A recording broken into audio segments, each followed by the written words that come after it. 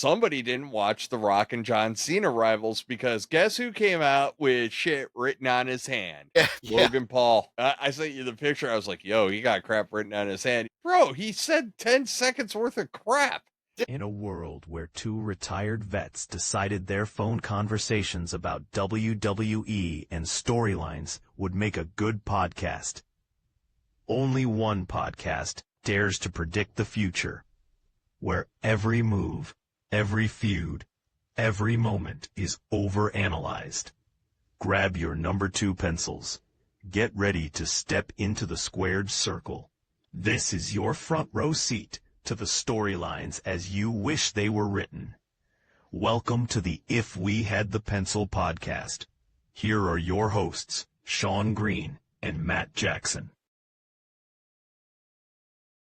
Welcome to your regular episode of If We Had the Pencil podcast. As always, I am your host, Sean Green, and with me, as always, is my tag team partner, Matt Jackson. Matt, how's it going? Good, man. Doing good. Man, holiday week. Got the family down from Maine. We had a great time on Saturday with our special edition podcast. The weather's fantastic. Yeah, life is good. My Patriots right now are 10-2. Never would have thought that would happen.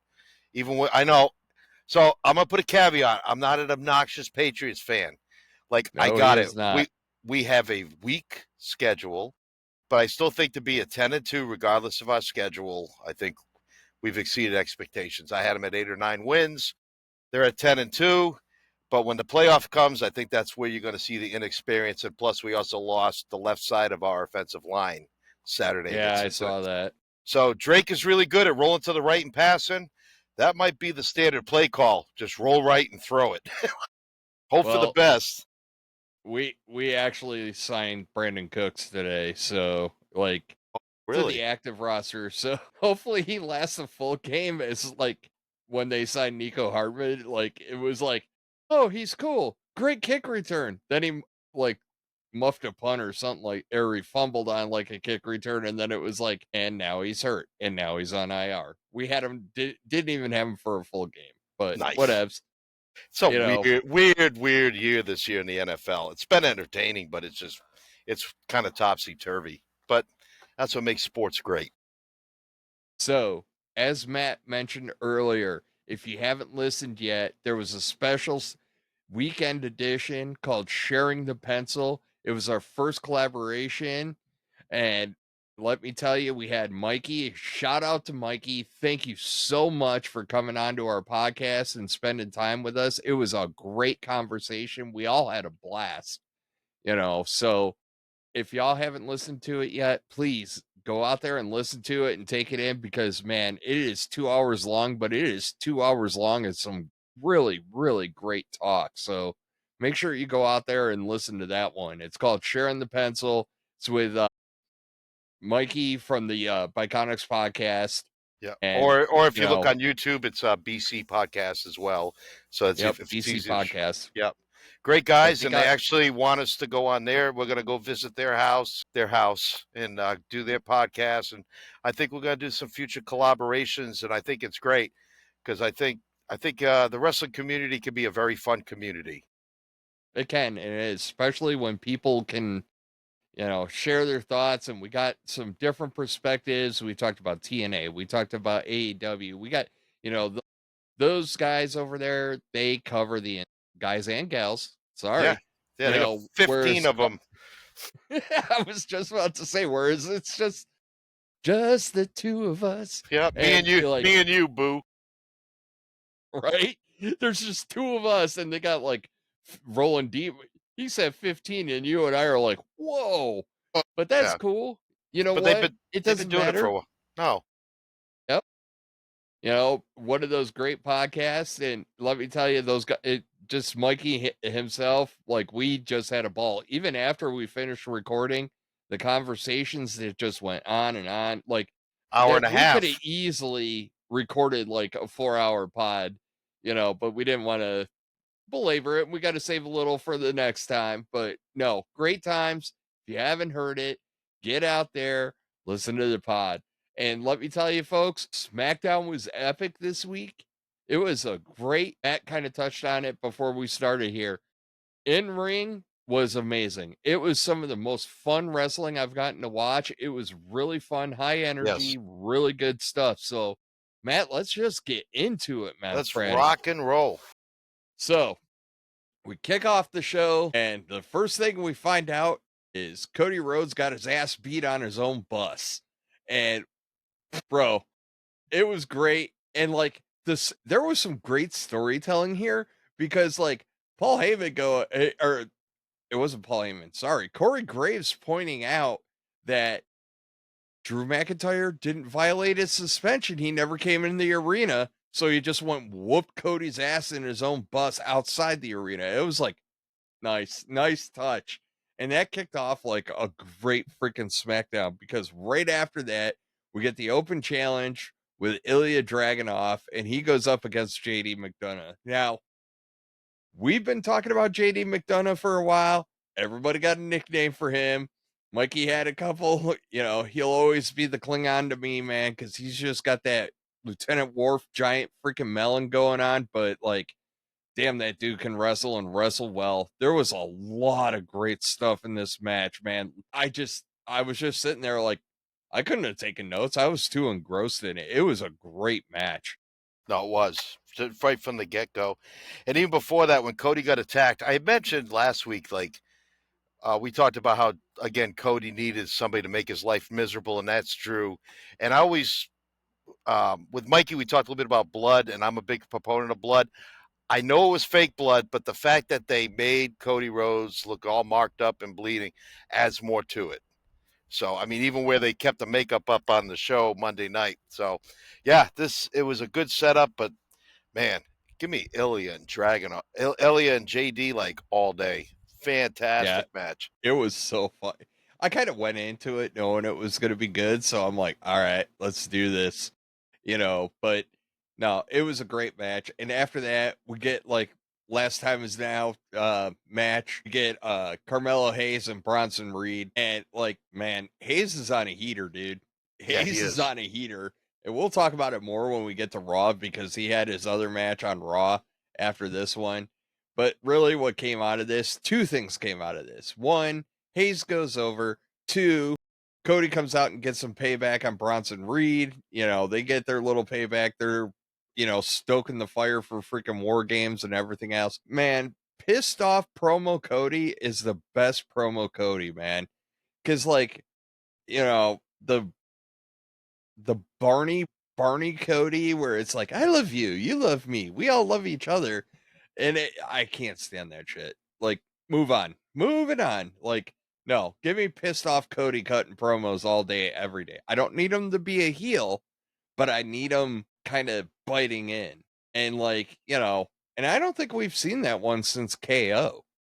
Or, like, honestly, we've been kind of in this, like, lull of Cody where it's just been like, ho hum. And then, like, we finally get Cody. But yeah, bro, like, Carmelo Hayes put on a clinic for like chopping down a bigger opponent too. Like he did countered him. He did. I take that back. He didn't cut him down. He like used his speed, which is a little underrated for like taking on a bigger opponent, right? Like usually you'll see somebody show a couple of quick things and they'll go for their big flyer move, they get caught and everything goes to crap. But like Hayes in this one, like his in-ring logic made all sense. Yeah, The way this whole thing played out was great because it was an entertaining match until, all the way through. right. And he didn't do the chop of the tree. He kind of did, like you said, the speed. So he was kind of sticking and moving. And then he would use the That's aerial what I was stuff. looking for. Like when he did that top rope into the DDT, that was sweet. Not as sweet as when JD reversed the Moscow, whatever that Moscow move that Ilya does. And into he did a Spanish fly. A standing Spanish fly. Like that was incredible. So yeah. That's what I'm saying. Like the wrestling on SmackDown was just epic. Like everything made sense. The storytelling made sense. Like the in-ring work was just off the charts, man. And in both of these matches, liked like they'd pick up the pace and they would do a little bit of flippity floppity and then they would slow it down and then they'd speed it back up. So it wasn't like they would just like vomiting all their flippity floppity stuff. They were just pacing, and we saw that too with Hayes. Like he would try this aerial stuff, then it wouldn't work, and Bronson would beat him down, and then Carmelo would get an opening. A lot of good ring psychology, like you could see, like even as Carmelo's taking a beating, like he's trying to work, like how do I get back on top? What works? It wasn't just like I'm gonna throw anything at him. It was a lot of strategery. There we go. We'll use that old word, strategery. Is that a word? That's what the Strategy? elder. Isn't that what? Stratego? Didn't President Bush get caught saying strategery one time, and everybody jumped on it? But a lot of good strategy and ring psychology. Who I knows? like to see that. But a lot of fun in those first two matches, and of course, Cody's promo. Like I'm watching, I'm like, this is what we need more of. Because like right now we're just waiting for Cody to lose because we like Cody to come back from underneath and chase the title. But if you give Cody an edge, then maybe that'll make you want him to have his reign longer, or it'll just even enhance when he does lose. It'll make it that much better. If he just loses and there's not a lot of a passionate reason behind it, he just got beat, that's one thing. But if Drew like makes his life miserable and takes the title, it'll just be going after it again will be so much bigger. I got to say, I don't think Cody's dropping anytime soon. I think it's going to be WrestleMania against Randy, but that's 6 months out. That's fair. I think that's the way they're going. I think they're going to let Cody hold it till April. But that's all I got for those two matches. But I am going to say one thing because I do grade the matches. I don't always give my grades on this podcast. So these first two matches both got A minuses. Actually, Ilya and JD. I upped it to an A because I watched it again and it was that good. But this was good. Carmelo I gave an A minus, and then Fraxium and DIY I gave an A minus too because it was just man. really good. Like, you want to talk about like high energy? Like, I felt like I needed to take a breather and take a knee after the DIY Anytime Fraxium's in the ring, it's just like I'm spent and I'm just watching you guys do your thing, man. Like they are so fast, quick, and they are everywhere, and I love watching them. And that match too, like and we got something we don't usually get. We got a luchador getting his mask yanked, and it was like, okay, cool. What was cool, it was like Candace did it. It wasn't one of the guys in the ring. It was Candace reached up and just snatched it off him. It was that I think Candace is underrated, like being with DIY. Like she's really good. And I think she adds to that team being there. So being that distraction, I thought that was just so well done. And Axiom, as soon as that mask went up, his hands went up like quick, like you couldn't even get. Yeah, he was done. He was done. He couldn't do shit. And like it was beautiful. It made sense. Like I said, the in-ring psychology of the entire SmackDown episode was just epic. Yes. It was great. So I really liked it a lot. And and I like DIY staying in the forefront right now. You still got Ciampa like chasing Dragunov and Dragunov telling him you're not worthy. All this other stuff, and it's just like, bro, have at it, man. Like let them cook. I mean, we already know that SmackDown has a glut of tag teams right now that are all really good. Yes. And, we got, granted Motor City Machine Gun is hanging out with, what do we call it? I called it the United Nations this weekend because like we started doing we started taking down like Shinsuke's from Japan, freaking, Sami Zayn's a Canadian, Motor City Machine Guns are from the US, and you had Ray Phoenix. It's just like, bro, it's everywhere and it's cool, so it was good stuff. And you know what else was good stuff? Penta and Finn Balor in another qualifying match for the last time is now tournament. And man, they just spoiled us rotten. They did, dude. I was like, oh, this is great. All the great wrestlers, like wrestlers, got their love. And you know what, man? Even the backstage. Yeah, I thought Finn was going to go Finn singles run because like Finn is good. He's always been. But even the backstage stuff too, like the whole storyline with Charlotte and Rhea, the way they handled it backstage, it wasn't cheesy. It's basically like you two are going to sit in a room together and you're going to talk it out and you're going to hash Yeah. this out like tonight. It's not. It ends tonight. Like you either come out there shaking hands or it's not working at all. And it wasn't done cheesy. It was done like really good. So yeah, an outstanding show. Like no complaints with SmackDown at all. Nothing I watched that made me scratch my head or like, what are you thinking? Everything was just like made sense. Like I said, it was just a good wrestling show. Well, the kicker was like you could have ended on Penta and Finn, but no, you get like the whole like building of the women's teams Yeah. for the at the end of the show, and obviously AJ Lee went to Team Face, and Becky, who her work is phenomenal.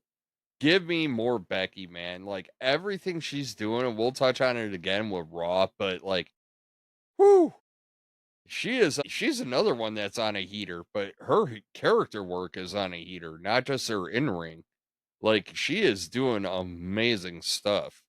So like give me more Becky. Like right now for the women, Becky's the MVP this year. Like she I has would done agree. a lot of greatness. So like I totally appreciate Becky right now. Yeah, and So that was a fun little brawl at the end of SmackDown too. And of course, Rhea got killed by Nia. Nia just like obliterated Rhea. So there's some good yeah, stories in that. I have noticed that there's been a concerted effort to turn Lash Legend into the ultimate powerhouse. Like so you have Nia Jax there and you're just like, okay, cool, she's big, so yeah, she's gonna muscle people around. But like Lash Legend just does everything with like so much force and so much power. Honestly, she's probably the yin to the yang for Bianca Belair. So I look forward to that in the future. But like, yeah, Lash Legend's the legit. But like, I've noticed that in every interaction with the women's stuff, it's always her like going above and beyond, at least on the physical side of the house. So, boom, Well, like wait till the day happens when you get Lash Legend and Jade Cargill in the ring. That'll be that's one you kind of hold off on, though. yeah. That's You do. how they kind of, and WWE does it where they're like, we know you want this, but like we all want Braun Breaker and freaking, Gunther. oh my god, Brock Lesnar and Yeah. Gunther. I'll take Gunther too, but like I want Brock Lesnar or Braun Breaker. I think that match could be a hoot, but I'll take it. Okay, anything more positive to say on SmackDown before we get into Raw? Because as great as SmackDown was, that's how Raw was, and Raw was. Yeah, I had high So expectations last anything night for else? Raw. No, I was happy with SmackDown. I think we hit it all. I think we need to get into Raw a little Here's my bit. thing: we get advertised, social media, all over the place. Roman Reigns is gonna kick off Raw, and like in the back of my head, I'm like, finally, we're gonna get the why he joined this team, right? And like it's there was so much bizarro crap that went on in this opening segment that like I was texting you back and forth and I was just getting pissed because it's like Roman starts, he comes up, first off, he's still a heel. I don't care what anybody says. He's still a heel. He But definitely neither played here that nor last there. showed that last night. But like, so we kick off the show. He comes out, acknowledge me, blah, blah, blah, get the one. He started coming to the ring a little quick and then he backed himself off because, got to make the Undertaker blush. But, it's just, so he finally gets in the ring and all this other crap. And just starts talking. And then Cody comes out and interrupts him. And I'm just like, I really hate you right now, Cody. I Yeah, really effing hate you right because it was now. the total opposite of what we saw on Friday night. It was back to generic, sterilized company Cody. It was not what we saw Friday. Yeah, So we're back to like lukewarm but coffee. No one but likes lukewarm you coffee. what do you do with it? Because you wanted Roman in the match, so like obviously you gotta kind of not kiss his ass, but play nice. And then like, so Cody comes out, we get all this blah blah blah. And then the one thing that stuck was Cody going, "Welcome to my team." And that has kind of double meanings, which means he intimated that Roman was lesser than Cody by Cody saying that. And what luckily they fixed some of my issues because I'm like, Raw is Punk's show. Why is Cody out here You and not texted me that. Punk? Yeah, I was pissed because I was like, are we just going to let this hang? So then Punk comes out. Punk steals another line. I'm so sick of that shit, Matt. Oh, acknowledge Like, us? That was so late. I mean, it's like fourth grade crap. bro, his promos are weak.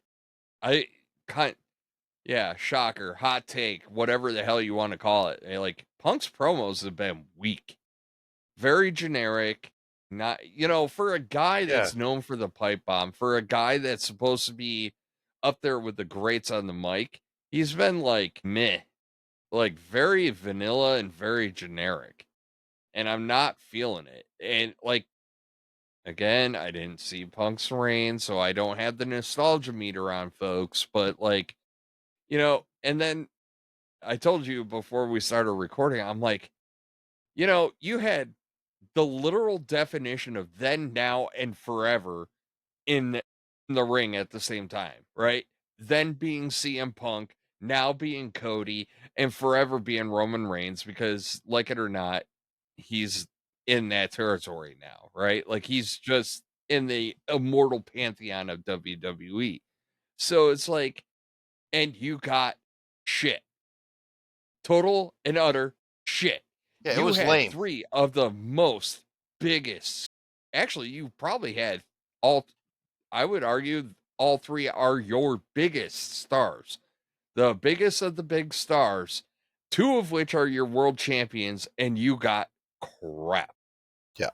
And Yeah, like, I wrote my notes. The whole segment was lame. It was just Roman being Roman, Punk stealing lines, which I don't have a problem if you're stealing somebody else's lines, if you do it once in a while, but it has to mean something. It has to like work against the person whose line you're stealing against. Just by him saying acknowledge us, it's cheap. If you use somebody's line to work against them, and you use it sparingly, then I think you can get away with it. But Punk's like doing this like every other week. He's stealing a line. It's like, all right, so we should have a new tag team. We could have the. he's done it with Cena. He's done it with Jay. He's done it with Roman, and it's just like, is that your shtick? Like, No, we I used ain't to feeling it, call bro. Sami Zayn the Glommer. Now we got Punk, who's just like the line stealer. I don't know. The mimic, Yeah, there you go. the parrot. Yeah. Acknowledge me. Yeah, like Punk. Punk is like, he went from being like a boombox to a speak and spell, dude. It's ridiculous. I mean, because like I said, I didn't watch all his stuff, during his era, but I mean, obviously I've gone back and watched the pipe bomb and everything else and some of his other stuff, and it's just like, get meh. And like, all we've gotten out of him is like Timu crap. I think It's like AI is writing his shit.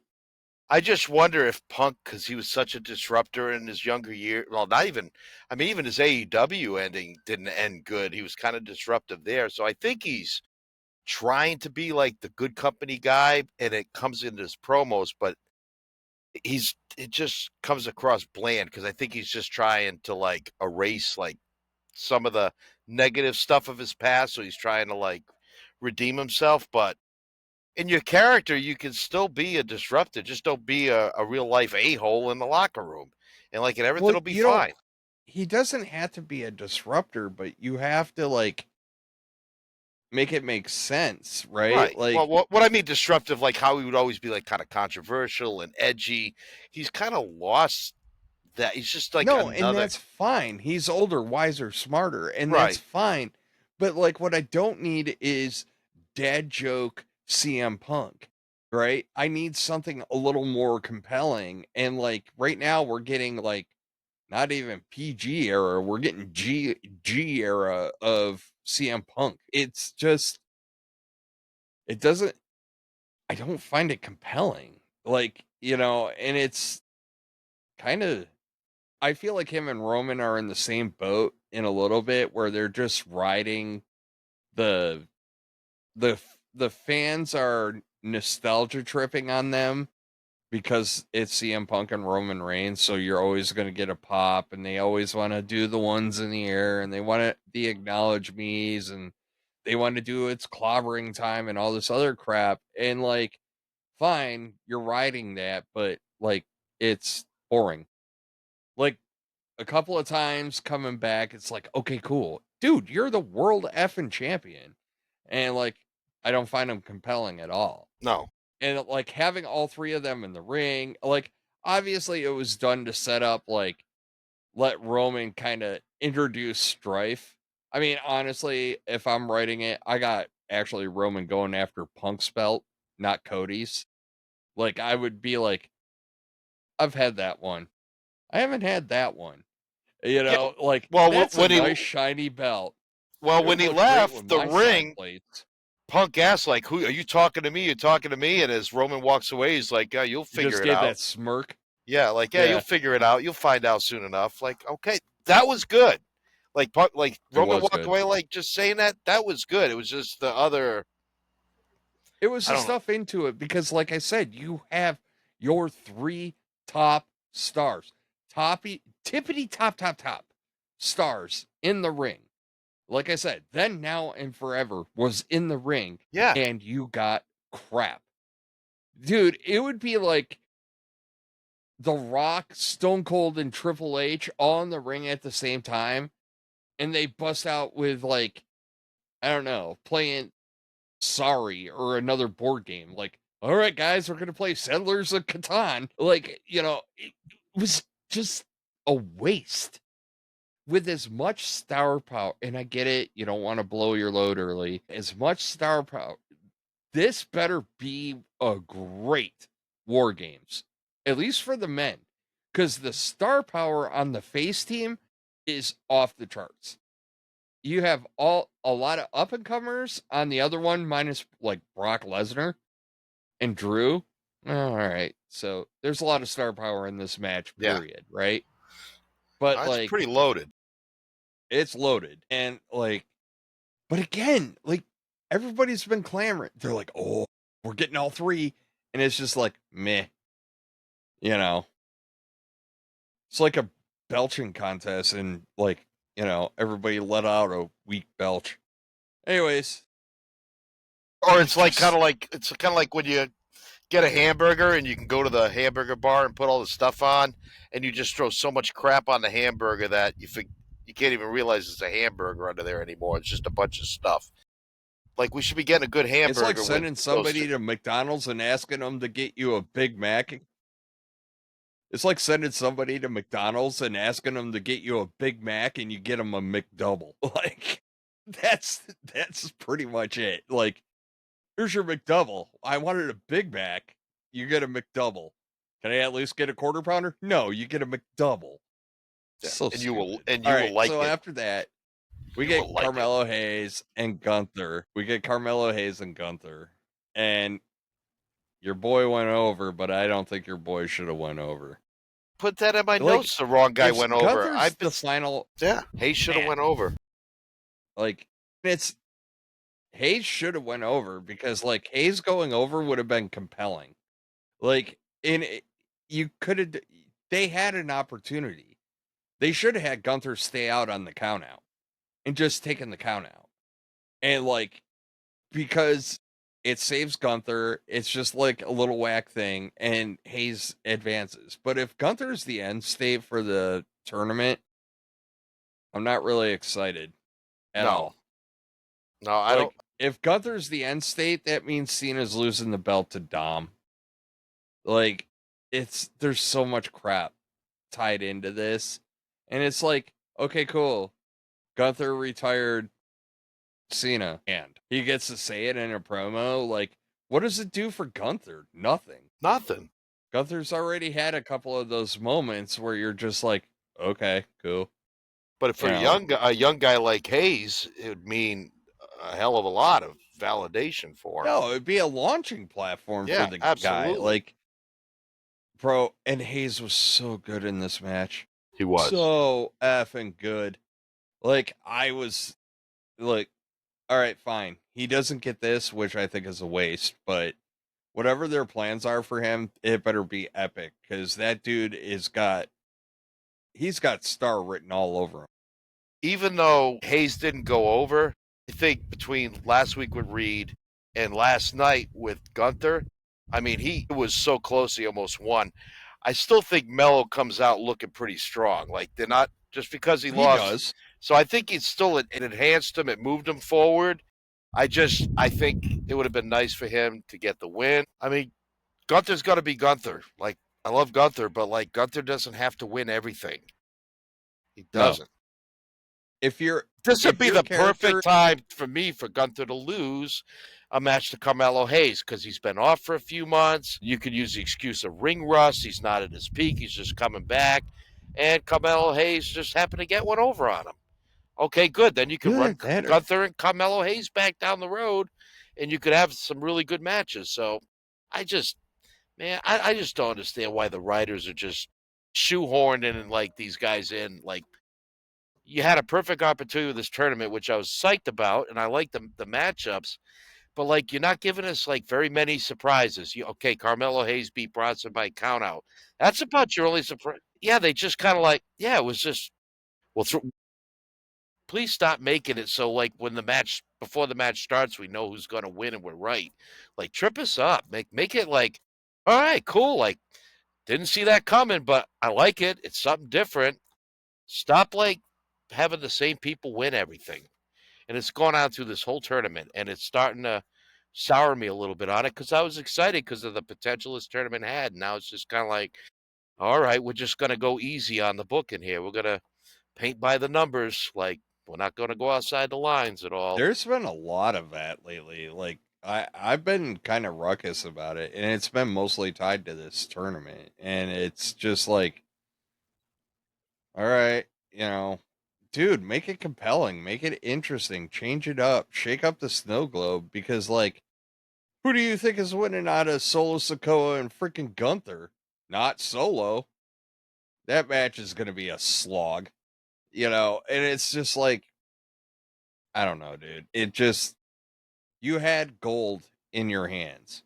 You really did, because all you had to do, since, spoiler alert, if you do not want to know what's going to happen on SmackDown, please cover your ears for the next 10 seconds or longer, because we're going to keep talking.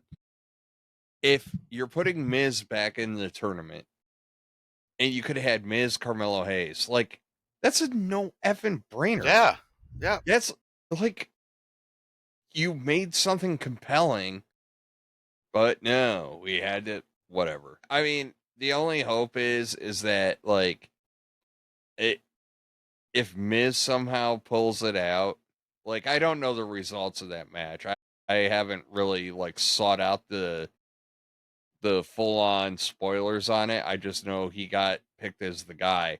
But if he was to win, that would actually be compelling.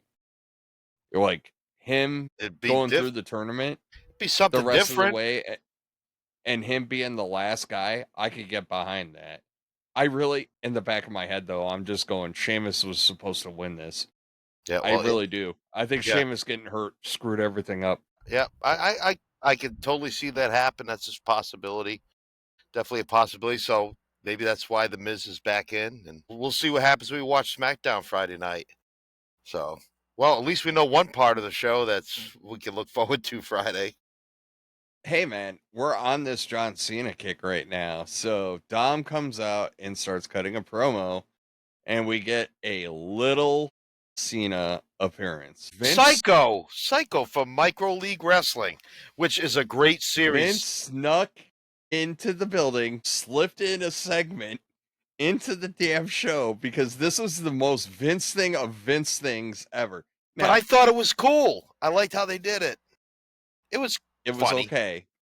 It was okay. It was kind of funny. Like the mini stew following around the mini Cena actually made it that much better. Him trying to slide in the ring and getting hung up and not being able to His was little also feet funny. doing the dangling. And it was funny too because like they came around. I don't know if it's the same micro league, but there was micro wrestling at Dover 2 years ago, and like I was going through my pictures, and it turns out we only had pictures of one match, so I don't know if Psycho Oh, was there, but like you know, it it was actually good wrestling, and it was fun to watch, and like it just made it all the better. But no, I mean, I don't want to harp on this too much because it's like your typical midget, I brought out a midget, and, and it's kind of disappointing too because like what I initially thought about it was Cena and The Rock. Again, we all know I love Rivals. I can't help myself. But during that Rivals episode where Rock had the little kid dressed up as John Cena, doing all that, that's what popped into my head. And I was just like, I get where you're going. It's okay. It was kind of funny. But like, just like this whole episode of Raw, it was just like, okay. It wasn't anything earth. It was just okay. I think Like I think the segment, I was just happy that like Psycho got an opportunity to work with WWE because he's been doing this for so long. And I watched the series, and like Psycho's a likable dude, so it was kind of good to see him get his 5 minutes of exposure on there. And I thought he played it well. I mean, he he sold did. Dom kicking him around good. I wish Dom would have hit a frog splash on him though. That would have been. So it's funny you say this. So let's get into the next match. So Rey Mysterio comes out and he's got a match with the Klingon. And like, bro, another great match. Rey is timeless, by the way. I'll second that for you. And honestly, though, I was really kind of hoping to the point to go back to the Psychos. In my head, I was like, if I'm writing this, I have Mini Cena screw something up with Dom, which then affects JD, which causes him to lose to Ray. Like, I'm writing that in my head as we're going, and it never happened. I was just like, all right, go. You know what I mean? Like, but I was writing it. Like, I was like, I totally go that route. Like, just that little bit to backfire on Dom would have been perfect. And But yeah, then JD comes out and he's like, okay, how else can I use a Spanish fly? Oh, last week I used a standing Spanish fly to reverse it. I'll just do a Spanish fly while running the ropes full speed. And I'm like, what can't this guy do? Like every week he breaks So out good. something. But yeah, He's so good. And it kind of pisses me off because when him and Finn had the tag titles, I was like, you should have had them on every week. I could watch those two wrestle nonstop. Like, they're both amazing. And like, we just don't get it. And it's like, you wasted that, because newsflash, Triple H isn't flawless. And honestly, the writers have been, I don't know, they're all on Christmas break already or something, but like, it's they just ain't not earning their been money. compelling. No, because Oh, you could have had JD and Finn as a heel tag team that could have been a working tag team. Because back in the day, they yes. used to do it all the time. When the Hart Foundations were heels, they were always wrestling. So why is it now when you get a heel tag team in WWE, they don't defend the titles? But then when you get a babyface tag team, like they defend the titles all the time. Which I get it, I heels can be think, cowardly, but like you could have booked but they Finn and weren't JD though, to be because like, like anytime they got put into, they weren't. That's the not, problem, right? Like, I almost feel like they were held back because of Dom, and not that they were protecting Dom, but because they were holding back to kind of keep the Judgment Day aloof, if you will. Right, and What they an wanted to. interesting tag note, though. Well, they want to keep the shine on Dom too because they're pushing him so hard, so they don't want to distract I from know, that. but you could have just let them go, but they were doing the will they, won't they, Judgment Day thing and all this other crap, too. They But didn't an make up their interesting minds. note came out of Raw, which is next week, we're going to get Dragon Lee and AJ Styles versus The New Day, which was a great backstage segment during Raw. You know, because they were like, they came back and they're all ready to go, and you know, Grayson Waller in tow, and they're just like blah blah blah. And Pierce is like, they're gonna face you, and they're like, yeah, I don't get. Wait, what? Huh? Wait, us? Oh, okay, cool. You know what I mean? So I was like, I was kind of happy with that. It was well done, and you know, a lot of the backstage stuff actually hit for me and Raw. I will give him credit for that because the whole Maxine Dupree thing in the backstage, you know, you pointed it out. Like Mikey and I talked about Ivy Nile getting involved in that IC title, which I think is a good thing. Yeah, Even if she won it, you know, she's good, man, you something bit know. the So crap we out of my saw neck. her, we saw you know, Roxanne Perez dipping her toe in there. So, like, I think there was a little bit of foreshadowing of this is who it's going to be. It's just like, okay, cool. You know, and then we get all the women coming out that are in the War Games match, which I got to admit, just as loaded as the men's matches, the women's match is really loaded too. Like, Yeah, loaded. yeah. Like, when you really stop thinking about it, you know, you got Rhea, you got Becky, you got freaking AJ Lee, you got, you know, you got the Kabuki Charlotte Flair, Alexa Warriors, Bliss. Charlotte Flair, Alexa Bliss. Like, that's a pretty loaded freaking War Games as well, which is why it probably is only 4 matches for War Games because, woof, I don't know. We're going to get a fifth match. Matt, you think we're getting a fifth match, right? Like, No, we're I going to get a don't. fifth. No, One, I two, three, thought four. it would be nice to have a fifth match, but I just can't wait to see what kind of craziness Io Sky's going to pull off in War Games this year. If I get it the same trash can spot, I'm gonna be pissed. Yeah, no, which the trash Man. can spot was awesome, but like do something else, like Yeah. Well, which and I don't know. It'll be interesting to see, nonetheless. But like, yeah, because we haven't seen much of Io in the ring in a long time. nah. It's been a Actually, while. she's been spending the better part of her time like getting flung around by like Nia Jackson, Lash Legend. To be honest with Yeah, you, like in but all these brawls. So that's you been know, about it. but So like, I do like the dynamic between you know Becky kind of sold this whole setup too, where like, you know, she's introducing all of them. There was a little cross-eyed looks from like Nia Jax at a certain point, but well, she like was Becky kind crapping of, on all her. She was talking down to all her teammates. But what? But but yet then she would reel it back in back it. and make it put a positive spin on. Yeah, yeah. This is That why was Becky's awesome. work has been phenomenal. Like just absolutely phenomenal. Like give me more Becky, man, because like she's gotten really good at doing that stuff. Like and then, side note, I didn't know this.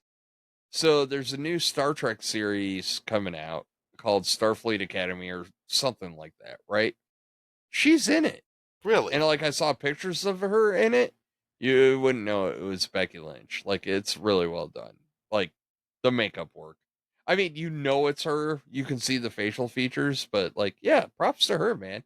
And I wonder if that acting is like improving her character work because honestly, that whole thing during the intro was just awesome. And then honestly, they did a really good job even when the faces came out and they're introducing the faces and I'm just like, all right.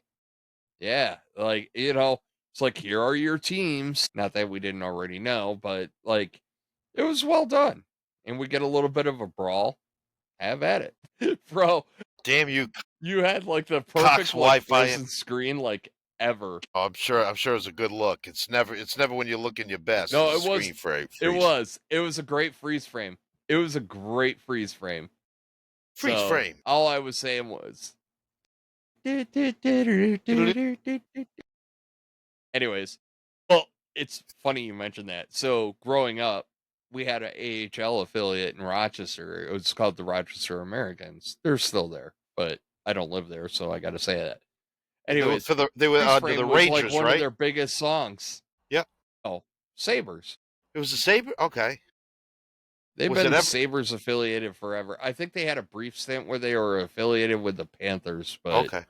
like during a weird time. But like, of course they would be affiliated with the Sabres. They're an hour down the road. I But don't know. Freeze Sports are Frame weird. was like one of the big songs that they played at, after they would score goals and stuff like that. So it took me back. Excellent Going choice. retro. There we go. It's out of the box one too, rather than the standard like 8 rock songs or whatever they like to play. So Freeze Frame, good choice. But no, that was fun. Becky Lynch was great as normal, and I just wonder in the women's war game matches if Becky's mouth is gonna try to write checks that she really can't cash. Honestly, I want Becky to go primal. I really would love to see Becky go primal. I want her to just go unfettered primal. Like, I really don't. I'm not going to get ahead of myself because we're going to talk Survivor Series. So, like, we'll get into that because we got to make our predictions. But I want primal Becky. I want Becky to no BS be the champion of that team, and I want her to just go ham on everybody. So we'll see how it turns out, but yeah, I want that so effing bad because like her character work warrants it, right? Like I want her to snap and go psycho, like just Nikki Cross on steroids, psycho, But all right, so we get the disappointing match: Solo Sikoa and Penta. Penta gets hurt, so rumor on the street is he separated his shoulder. Other This is going to be a lot of like rumors, so take it with a grain of salt. So, separated his shoulder. He wanted to pop it back in himself. Medical told him no and made him call the match.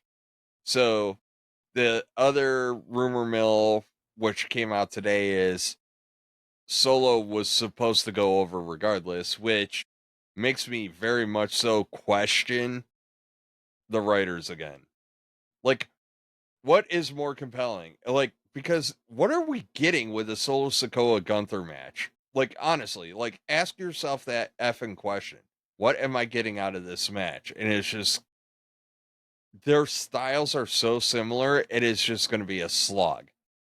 Now, maybe not, but I mean, is this an attempt to turn Gunther face? I don't know. I don't know. I don't want. So, I want Gunther to be that. I mean, he's a heel, but to me, he's like more of a tweener that leans heel.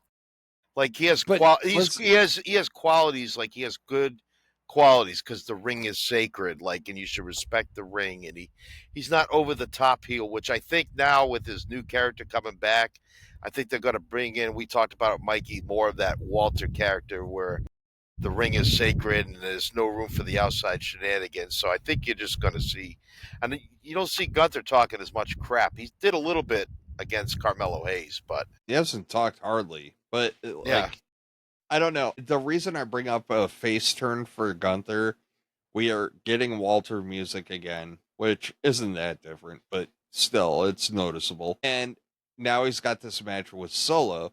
Solo's got all his cronies.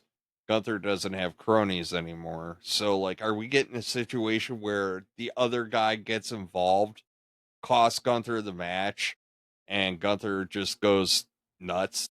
That, like, you know what I mean? Like, I don't know. We'll see how it plays out. I wonder if it's a meh attempt to like make him a face, but yeah. I don't know. I don't know. I like him staying how he is. The fans want to cheer I for mean, him. I'm sure he will. Face or heel, I still stand by my statement. He needs a little something. So By the way, to our music I'll let buffs, it. if you want to listen to Gunther's theme in full, just go and find any of your streaming services and type in Dvorak Symphony Number 9 in E minor, and you can listen to Gunther intro all day. And you can walk around chopping people and inanimate objects while it goes on. I'm the music performer here. 4-time world champion. Thank you. You? Anyways, you didn't know that? No. I had to have told you that. Maybe you did, but I I've forgot. I've won 4 world championships in drum and bugle. Yes, you did tell me that. That's cool. 94, 97, 98, 2004. I've Man, won 4 of them. if you did it one more time, you could have been 5-time, like Booker T, 5-time. I mean, does 5-time. winning an international competition count? Because we did that too. Yeah, 5-time. In There you go. 98. There you go. 5-time champ. 5 There you go. times. 5-time. There you go. So there you I'm go. champion 5 times. So this has been the interesting facts about Sean segment. Yeah, I know, right? Just letting it all slip out. Yes. But anyways, so, it was disappointing Penta got hurt. So it'll be interesting to see. I'm not thrilled to see Gunther solo. I'll give it a shot, but I'm not thrilled about it. And it's just this Raw, man. Like, I didn't even go into this Raw with any preconceived notions. I was just like, and it's not like, oh, SmackDown was great. They're heating everything up. Let's go. I was just kind of like, all right, let's do this. And it's like, okay. And it started off like crap. Like I said, you had 3 of your biggest stars in the ring and you got shit. And like it kind of permeated through the whole show. And it's just like Penta, unfortunately, getting hurt just kind of de-shined all that. And whatevs. I'm kind of jaded towards Raw right now on this specific episode. Because they've had some great ones. They've had. But all right. So we get the advantage match between Drew McIntyre. It's Drew McIntyre and Logan Paul versus the Usos. And what I will say is the ending was done brilliantly. Everything interference wise made sense. The way the match itself ended made sense. Meaning, the ability of Logan Paul to roll up Jimmy. I'm kind of sick of seeing Jimmy take the L, by the way. Watching Logan Paul roll up Jimmy and get the advantage for his team. Then all hell breaks loose. Brock Lesnar comes out, blah, blah, blah. Like, if you haven't seen some of the clips after the cameras went off, there's some great crap out there. Like, there's stuff of like Punk laying on the ropes while like Roman's just beating the crap out of freaking Logan Paul, like spearing him and everything else. Like at the very end, like Roman, CM Punk, and Cody are like dumping Prime on top of Logan Paul in the middle of the ring I'll have to check it as out. he's like laid out. Yeah, there's some great like after Raw. Like it would have made that Raw episode so much better if they actually showed it. Did Brock I was like, eat it on the ramp when he first came out? He sure as shit did. Because then he like, couldn't stop tried to play it laughing. off. He couldn't stop laughing until he got in the ring, which is great because I He's love had it a when rough year of a comeback. He Splitting his blew out pants. his pants. He's, nothing ramp wise will ever be the equivalent of Titus O'Neil slipping and going under the ring. Like you will never top that. I'm just trying to figure out how Brock did a backwards somersault. Like he's moving forward, all of a sudden he slipped and he rolled through it. Yeah, it was pretty slick. It was just, you know what I like? Crazy. So the match was really good. I thought it was like better than I thought it was going to be. Actually, I like the little, dynamic between Drew and Logan, like working together, like the little stuff, like that standing suplex spot where they held him up and they're both flexing, and then when they suplex him, they both did the kip up together. I'm like, those two together are pretty cool. Like I like Drew and Logan together. Well, they were together for a while too. I know, but we haven't seen it in a while, and I kind of forgot, like, man, how cool they were together. So I hope with Drew either, is he we don't think he's in the Vision, which Logan is, but like, are we still going to see Drew and Logan stuff in the future after Survivor Series or not? I don't know, but I hope we do because I like them together. Like they have a good dynamic together. I mean, I'm real curious what they do with Logan Paul. Like, real curious. Is he like taking Logan Seth's place? Like, because when Paul handed the mic, he handed it to Logan the same way he did to Seth. That's just Paul being Paul. I know. I don't think it's. I think it's honestly. I think it might be better for Logan Paul to put him in that group and kind of let him and mentor him a little bit. I think the rough edges kind of shine in that group right now. of Logan Paul. Like, Logan Paul can be protected pretty well in what he does. I mean, we didn't talk about the Logan Paul FU on freaking SmackDown, though. Yo, speaking of rivals, somebody didn't watch The Rock and John Cena rivals because guess who came out with shit written on his hand? Yeah. Yep. Yeah. Logan Paul. Hey, like you brought it up. I was like, yo, I sent you the picture. I was like, yo, he got crap written on his hand. You're like, bro, he said 10 seconds worth of crap. Yeah, that And was I'm like, it. I know. Like, that's pretty bad. Like, yeah. Somebody that I don't even have to write my promo on my sleeve. Like, and that's all I could think of. Like, there's so many callbacks, like little stuff like that. And like seeing Logan Paul, like having I actually that's twice now that I've had callbacks to previous Cena Rock stuff, previous stuff in general. Do you think it might be intentional? Like these itty bitty you know what I'm saying, right? Like, so, like I said, the midget thing with Dom, right? Yeah, it's Reminded kind me of of the The kid. Rock and the kid. Yeah. And then, you know, Logan Paul writing on his hand also reminds me of John Cena and The Rock with the promo on the wrist thing. And I'm like, that's two things. Maybe it's just me.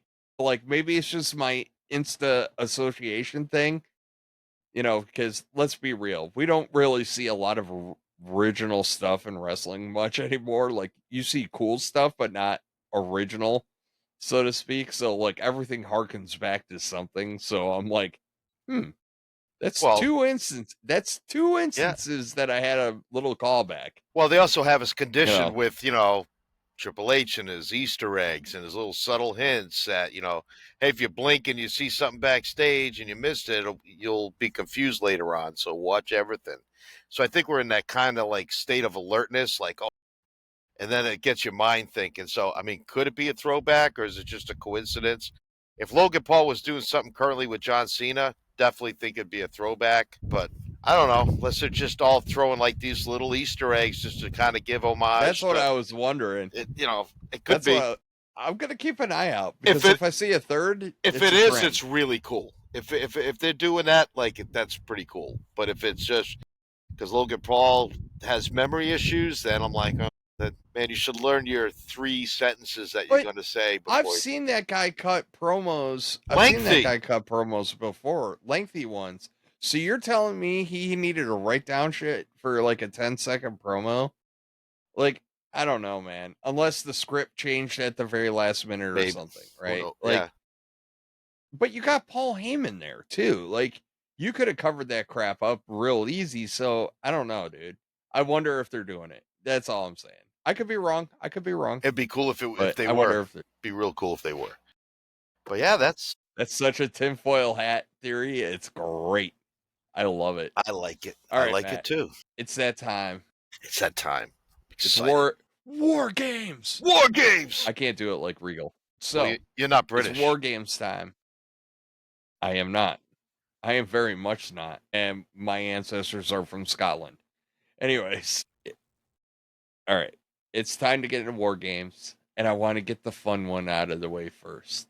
We're going to talk about Matt's favoriteest wrestler ever against Stephanie Vicure. As everybody knows, and we talked about this. Actually, we did not talk about this on the Sharing the Pencil podcast because I knew Matt just couldn't handle that intense conversation, especially with Mikey being on board. So Matt is a huge, huge Nikki Bella fan. Huge. Loves it. And me, on the other hand, I become like Zoolander, dude. I'm like, bro, I become fashion critic extraordinaire. Like, I hope they switch something up on SmackDown if they cut another promo. We had like a just straight up, you know, videoed promo for these guys. But who do you got? Nikki Bella, Stephanie Fakir. The last thing I want to see is Nikki Bella holding the women's world title on Raw. Just there's so many. Aside, I mean, Fakir's the champion. She's obviously deserving, but there's so many deserving people. It's just like if Nikki wins it, it's almost like we've reversed it back to the Divas belt. and I don't want to go back to Divas era. So I think Vakir retains her belt. Just the thought of Nikki Bella being the women's champion is just wrong. It's just I wrong. think So I'm gonna say that Vakir's gonna retain over, because I think it would do nothing for Stephanie Vakir if she loses to Nikki Bella. Because I think it's going to hurt her in the long run. Like, oh, she lost to Nikki Bella. If you lose to Rhea Ripley or Io Sky, then hey, there's no harm, no foul losing any of them. But if you lose to Nikki Bella, it's kind of like all the IWC is gonna be like, why'd they put the belt on her in the first place? Only lose to Nikki Bella, like it'll cheapen I'm with you. this massive push that they gave Stephanie Vakir in such a short time. Like, I mean, what she's been in the main roster 9 months, if that, So I think, and she's first already off, world champion. Why would you push her that quick just to have her lose to like Nikki Bella? I think Vakir retains, because I think what you get out of this going forward is a rivalry between her and Nikki Bella. Because right now, even the promo is kind of like, it was like high school crap, right? Like, you hurt my feelings, you turned on me, you stole my boyfriend, whatever. Like, it was that level of BS. It's like, I let you be my friend. Everybody told me not to let you be my friend. It was just, and it's no offense to Vakira, it's what was written for her, but like, I have no desire to see Bella with the belt, which means she'll probably win. But like, I have no desire to see her with the belt. And like, I think it's more important to make her more of a heel, right? Like, I think if she's in a position where she's going to lose anyways, I think at that point you pull the trigger and just have her get herself DQ'd. Like, or, ref bump, she starts doing heinous craft of Fakir, and then, let's establish her as a heel, right? Like, her losing to Fakir doesn't really establish her as a heel. Like, let's establish her as a heel, right? Like, she starts doing all this horrible stuff while, the ref is laid out. And then when the ref starts getting conscious, the ref actually catches her in the midst of doing something shisty, and Nikki Bella gets DQ'd. It keeps Nikki Bella strong, it establishes her as a more solid heel, and you don't take the belt off of Vakir, because, like, Vakir chasing Bella doesn't do me any good. Vakir chasing somebody else might, right? Like, I don't know. Like, I like Vakir. I'll watch her all day, so I don't really care. I really do think that she would have had a hell of a program with Naomi, but Nikki Bella ain't Naomi. So, yeah. So, ride the lightning and just let her retain. All I right. agree.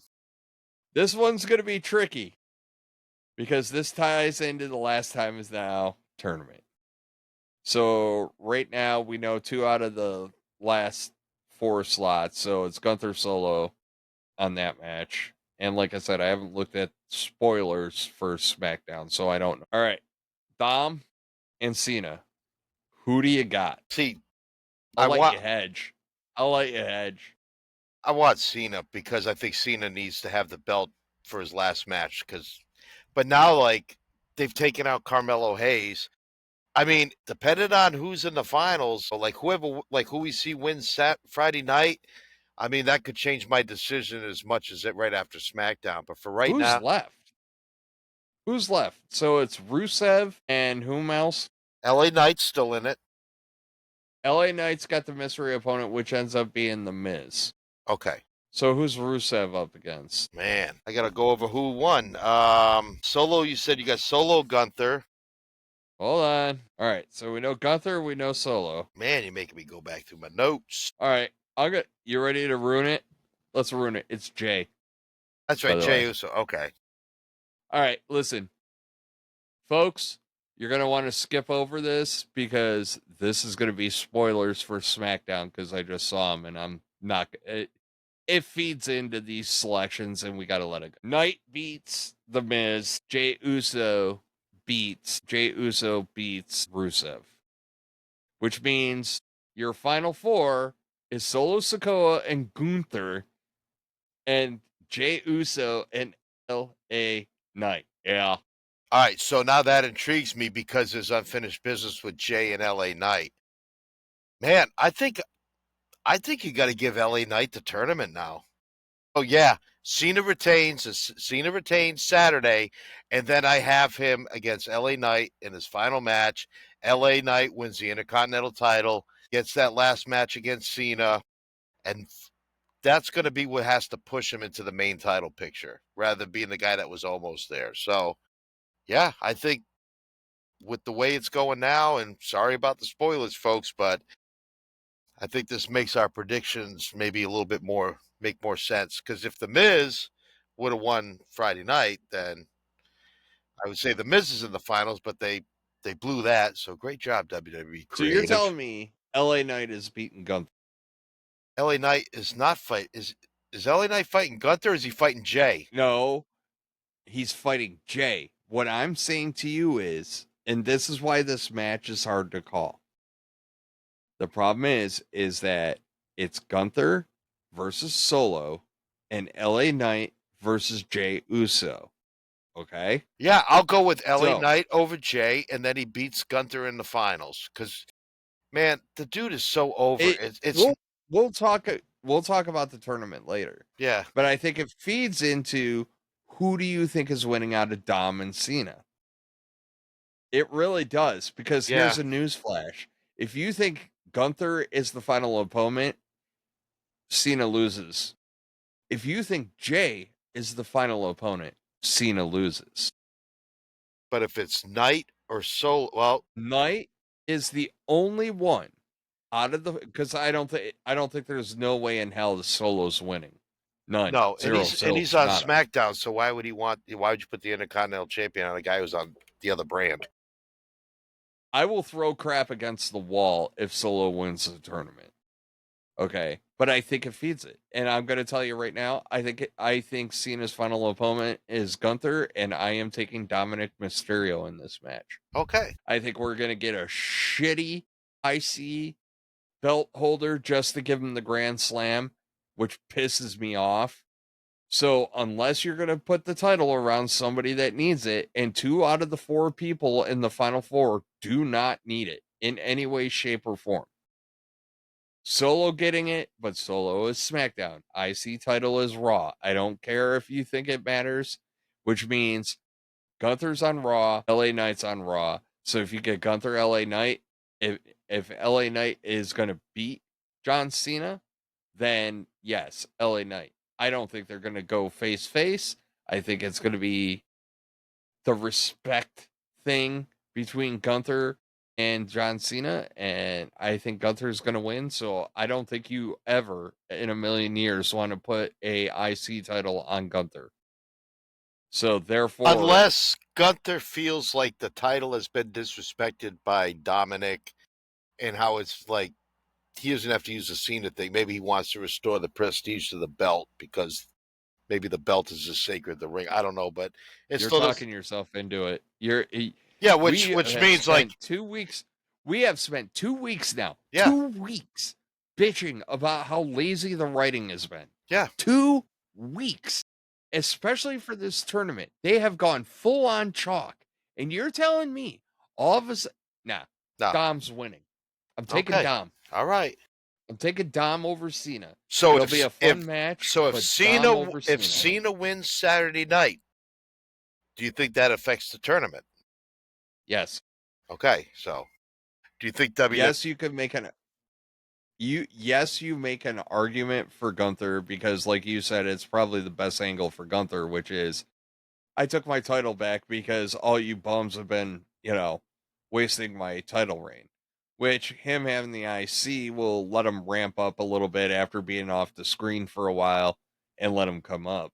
But I think everybody, if you put that strap on him, if you put that strap on Jay, everybody and their brother are going to look at that as a step backwards, no matter what justification you have. Well, The only 2 people that can win that strap, the only 2 that can win that strap is Solo or LA Knight. Well, let's compare it too, because Becky Lynch, when she first won the IC title, everybody was kind of like, huh? Because she's always been in the world title picture. Becky Lynch had a really good IC title run. But the IC has been fine. Like, the IC hasn't been, like, in a situation where it was mired in dirt, No, right? not like it The was women's years ago. tag titles were mired in dirt. And, newsflash, now that they're on the Kabuki Warriors, they're mired in dirt. Of course. It's no offense to Asuka and Kairi Singh, but those titles I know we're building up for War Games, whatevs, right? But when Charlotte and Alexa were defending those titles, they were starting to get some gravitas. And then all of a sudden you took them off of them for what? Nothing. And like you put it on the Kabuki Warriors, like fine, it was part of the Yeah, storyline. try to add some heat to the War Games match. I get it. I know. I get it, but like no, you're not really building anything. So anyways, yeah. So I'm taking Dom. I'm gonna take Dom. I think it's gonna be lazy writing, and I think that yeah. I mean, because honestly, if you're following my train of thought and you think LA Knight's gonna go over, you don't have LA Knight Gunther, you have LA Knight Solo. Okay, To be I can honest do with it. you. So you have Solo go over via interference. Gunther then stokes a rivalry with Solo, which, okay, cool. And then, LA Knight goes over Jay, which I'm sure not, bro. Oh my God, this is going to be horrible. I'm so scared that they're just going to regurgitate all the same crap. Are we going to have like beaten, battered, and bruised Jay lose to LA Knight? You know Could. what I'm Yep. saying? Like taped up ribs that don't stay taped up. Like, oh my God, dude. So horrible. Yeah, I'm just. Anyways, They kind of like I've what really what the writers have done with this tournament is kind of sucked all the air out of the room, and the injuries haven't helped either. I mean, you've had two main guys go down because of injuries, and yes, Solo may have been booked to go over, but anyway, but still, it's kind of man, this is like sounding like Brawl for All, where guys were getting hurt left and right, and this isn't even full believe it or contact. not, WWE has had a rough year of injuries. Yeah, they have. Chad Gable, freaking Seth Rollins, Liv Morgan, Seth Rollins. Now Penta got hurt.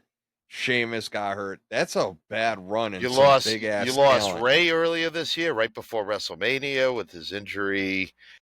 Yup. Dragunov just got back after a long injury, and then who's the female wrestler the one that hurt her shoulder? Liv. Not Liv. Yeah, No. Liv. No, there was somebody else that got hurt too. Undercard girl. It was like her. No, she hurt her knee. Piper Niven. Piper Niven. There was another one. Not Ivy now, but there was another one that was on Raw. She They was got like, a lot of people on the shelf right now. Yeah, they That's do. I know we're arguing about that. Anyways, back to War Games. The injured list is like a roster in and of itself right now. So, women's War Games. Toss that because I know the last two matches. Women's War Games, brother. Who are you taking? Are you taking faces or heels? I'm not going team whomever. I'm taking the faces in this one, and you'll see in my next. I am too. Yep, this is the happy. I am too, and I am taking the faces in this match more for a couple of reasons. One, I think it's the feel good thing for the faces.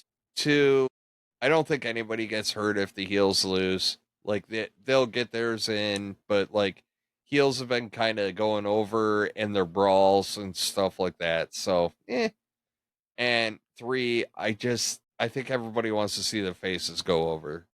They want to see the EOs, and then you'll get a little bit of inbound turn. So like take Becky and AJ and set them off the table, right?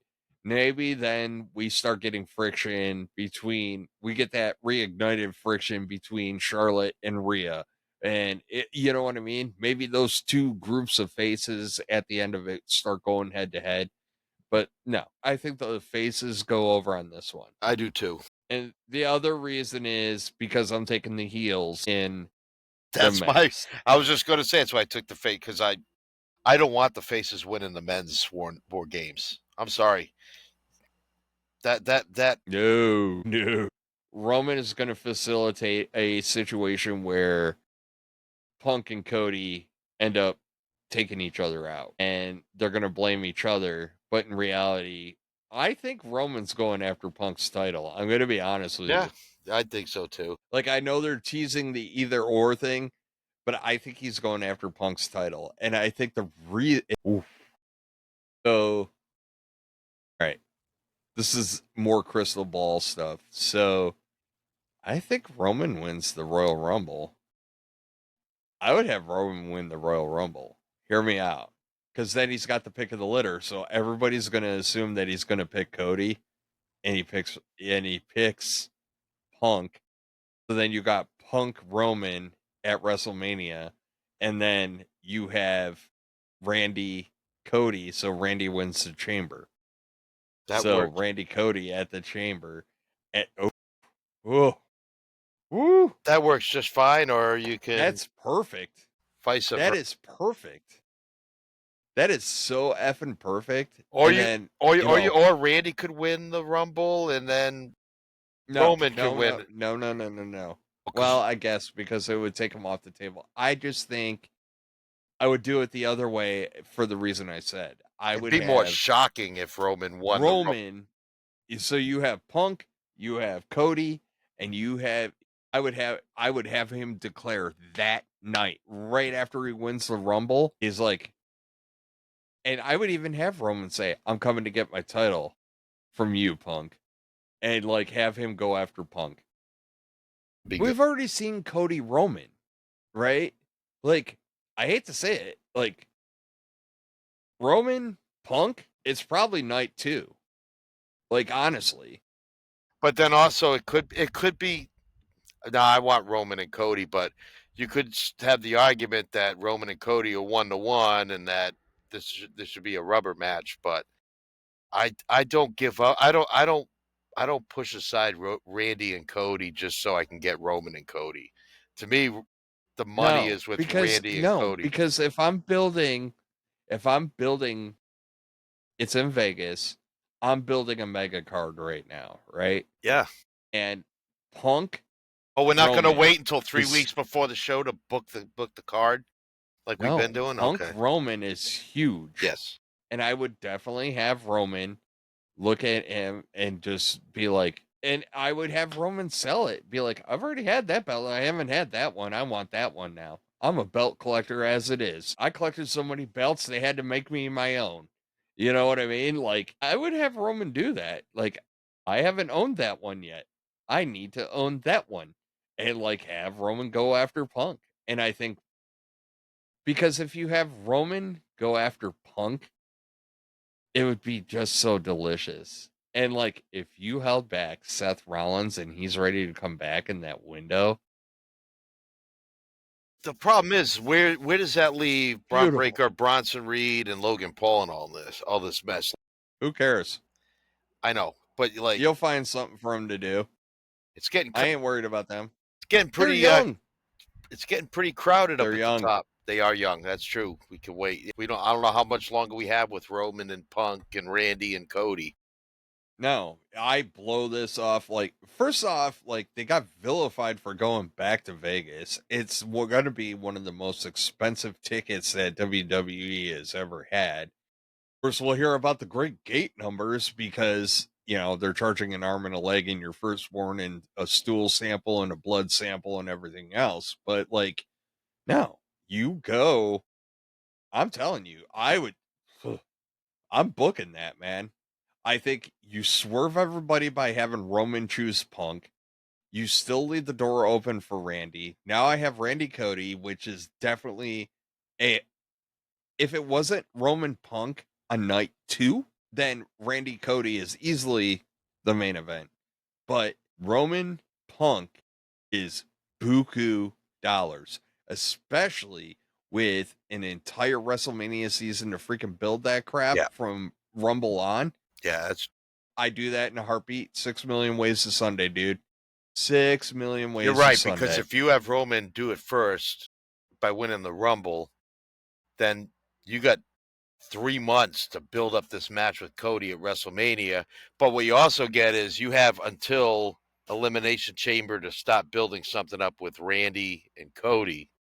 Or do you have nothing and Randy just wins Elimination Chamber in February and knows he's going to face, like, is it going to be face Randy or heel Randy? That we don't know. That's where the fun of We that. haven't seen Randy in a while, so you No. can reset him. You can. So that's why I'm saying, like, I honestly have Roman go over in the. So Roman does all this craziness, and like honestly, make the story even more compelling. Have him eliminate Jimmy and Jay. Boom. He eliminates Jimmy and Jay. Oh, bro, I could write this all day, dude. Well, now And I you're had kind of to- rehashing bloodline stuff, but No, you're not. That's the beauty of it. but the problem, If Roman eliminates Jimmy and Jay, it reinforces that he is a heel. But all that crap he was talking to Jay about, like, I do what I have to do to get a championship, it's totally effing different. And the fact that you still had Jimmy whispering in Jay's ear, like, yo, don't trust him. He ain't all that, you know. And then to have Jay get effed in the A by Roman Reigns. and Jimmy could be like, told you so, bro. Yes. Yep. Yeah. Because what does that do? Then Roman you and I, we even talked about this with Mikey, man. Like Roman needs that catalyst where he is 100% isolated, right? Because we got the same half-assed answer that we always get when we're dealing with any of the Samoans right now. We get the Vin Diesel answer. Why am I doing this? Family. Like, bro, can we get off the Fast and the Furious kick and actually do something of substance? Like, you know what I mean? So fine. If you're going to save your shot for WrestleMania season, that's what you do. You have Roman eliminate Jey Uso. And that's the moment where Jimmy can look at Jay and go, I've told you. I effing told you. He screwed you over. And then I hold Seth in ultimate reserves. Ultimate reserves.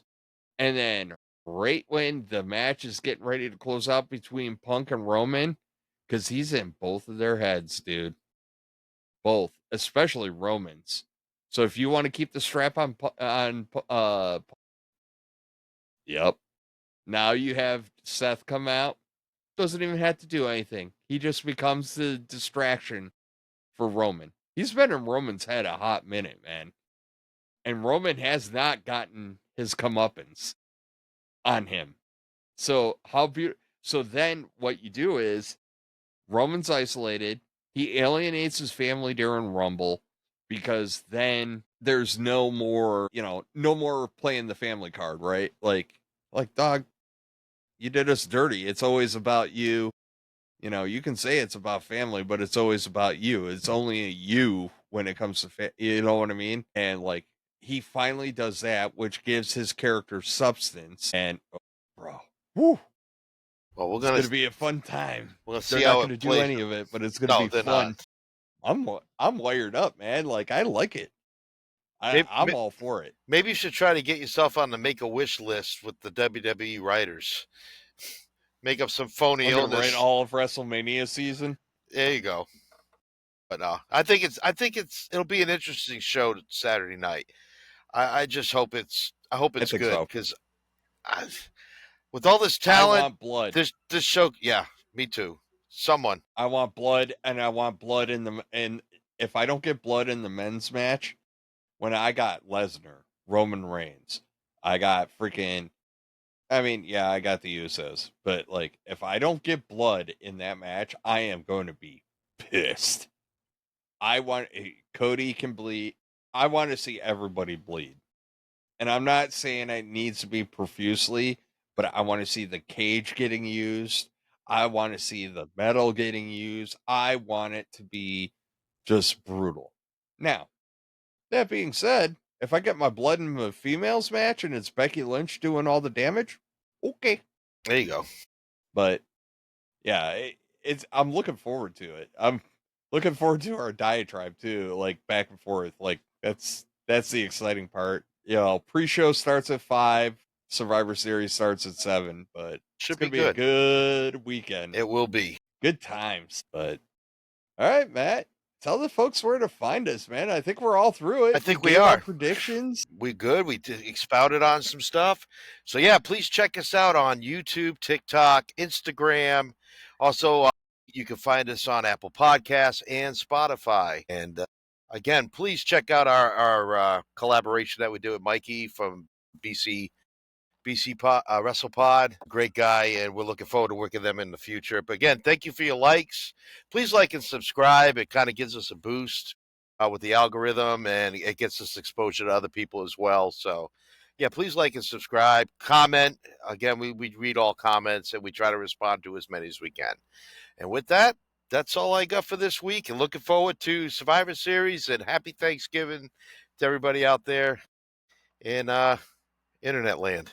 I was going to say TV land, but we're not TV unless you're watching the internet on TV. So then it is TV land as well. So, as I said earlier, that special episode is under our podcast list out there. It's called Sharing the Pencil. And any special collaborations or specials with other content providers we do will always be a Sharing the Pencil. Matt and I are also have been talking about possible watch-alongs to give you guys a little bit more, because it would save our thumbs, because all him and I do is like watch and text each other all day. But listen, we're loving the engagement.